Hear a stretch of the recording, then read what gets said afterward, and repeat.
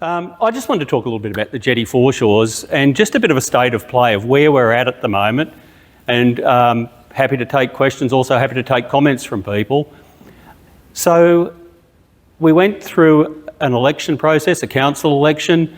Concurrent with that was a poll. As George said, 68.68% of people voted no to the state government plans for multi-level residential at the jetty foreshores.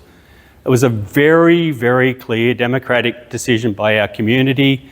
It was an informed vote. A lot of people, and I echo George's comments, the Jetty Foreshores for All people did a fantastic job of getting out there.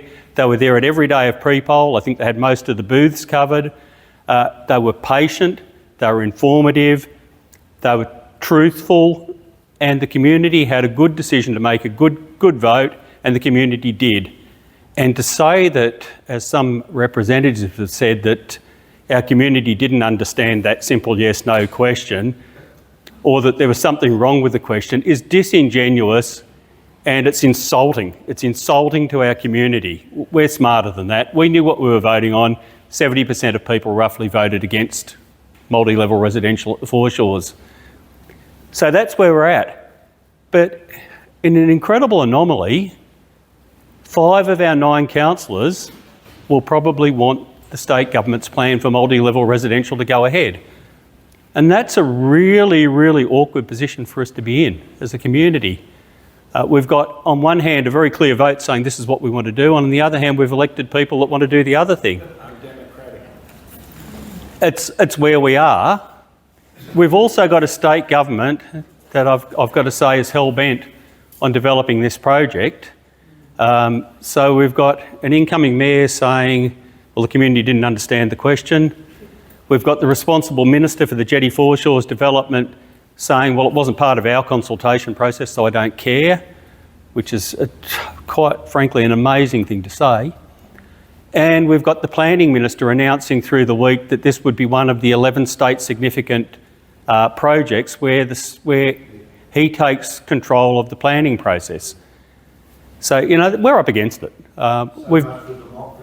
We've been up against it from the start on this. Like this, nothing of significance has changed except that vote.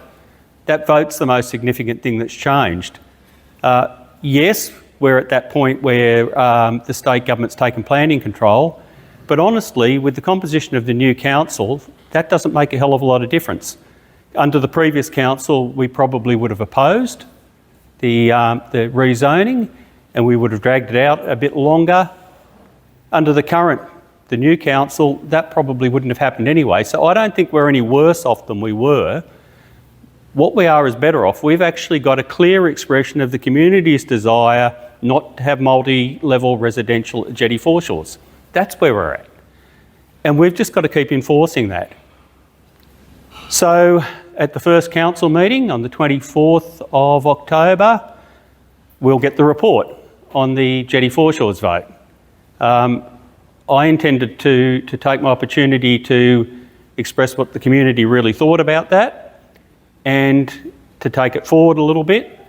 And I'm hoping as many people as possible that are here tonight actually are willing to register to turn up at the council meeting, to sit in the gallery and to show what the community really thinks, because I think that's important. I know as a returning councillor, as somebody that's served a term already, that councillors pay attention to that gallery. They pay attention to what the community thinks, they pay attention to what they see in front of them, but on the night, a strong gallery full of people who are supportive of a particular cause makes a difference. It makes a hell of a difference. Will it to the current council? Well, we'll see. And the message I've got is something that I had to grapple with myself as a member of the Labor Party, as a former 2-time state candidate, and as an endorsed Labor councillor, was when you're confronted with something like the Jetty Foreshores project, where your state government wants to go one way and your community wants to go the other way, there's a conscience thing there as who do you serve? And you take an oath as a councillor that you serve your community. And every councillor serves that community of Coffs. We've got a clear direction from that community. We have to pay attention to it. So I think that's a message we just need to hammer home.